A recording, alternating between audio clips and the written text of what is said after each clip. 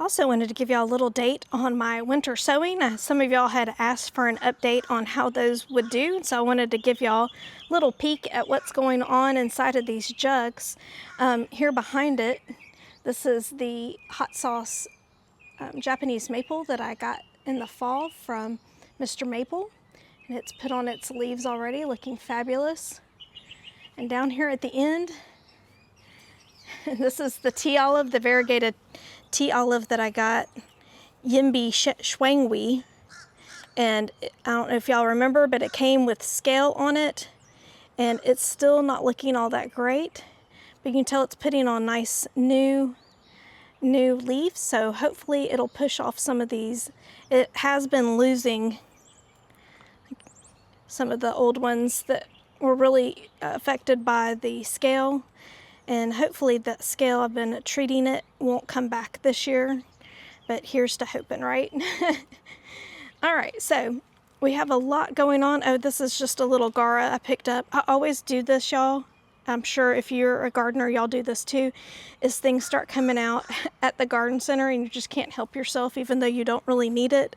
I actually do need a white Gaura to replace one that didn't make it, but I didn't realize this one I don't think is quite as tall as the other ones that I put in last year. This one doesn't get but 12 to 14 inches, and I think the one that I have over there gets at least 18 inches, and I think that's some of the toughness of when we buy these, where there's so many different cultivars of these basic plants, then trying to match them up can be a little difficult because they differ in little subtle ways, but when you have them together, you don't, you want them to look cohesive, or that they were meant to be the same, and that they are. But anyway, so here's, you can see these a little bit better because they're in these clear jugs. Let's see. This is some penstemon, only 3. I didn't have great germination with these, but I didn't do the cold stratification. And of course, we live in a warmer climate. I'm glad the 3 came up.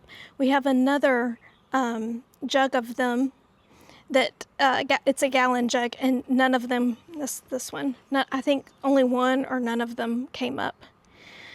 This is delphinium that I was just showing y'all. Sorry, I'm jumping around a little bit. It's looking really good in there. And then everything else has really germinated well. This is calamintha. I hope y'all can see that in there.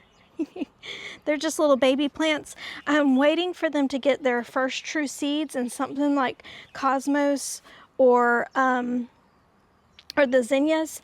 I'll go ahead and put out as soon as I have to wait till the frost has passed.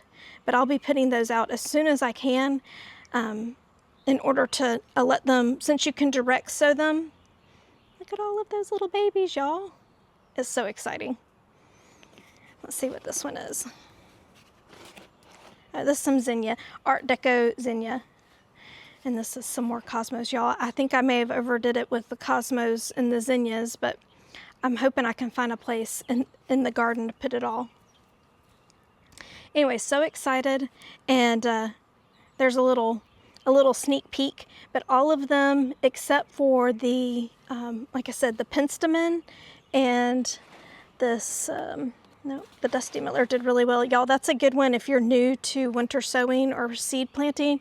Dusty Miller was really easy to germinate. But it's this Prairie Blues blue stem. Of course, it's a grass. I think there's only one that germinated so far.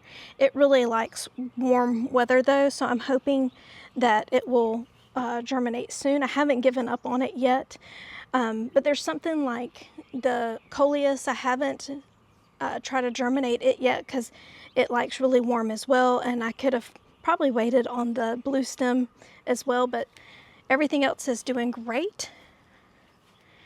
And as you can see, I have a lot of plants coming.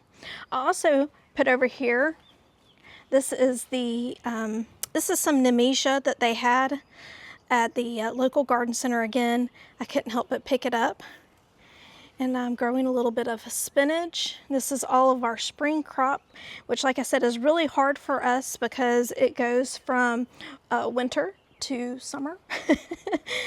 I have some cucumbers that have germinated. These are trying to germinate. It is some chamomile, and I think these are a lettuce. along with this one. It just has one that's barely showing quite yet, but all of this chives and all is perennial. So this has come back from last year, and these were evergreen. This is some feverfew, some marjoram. This is some Greek oregano. And then what I like to do, oh, this is some parsley, some thyme. And what I like to do is then I put in some ornamental flowers to make it pretty and attract pollinators to this area while I'm growing all of my herbs. There's a couple little lettuce up here. So that's what we have going in the GreenStalk. And we'll be putting in a second or a repeat germination, or repeat, I guess, crop, even though it's just a little pocket worth of some of the lettuce and spinaches, because it doesn't really hold very many. And of course, we want to have enough to at least put on a hamburger. I don't know that I'll be able to do a whole salad or multiple salads with this little bit, but I kind of just like to play around and I enjoy growing things. So that's some of the reason why I use the GreenStalk.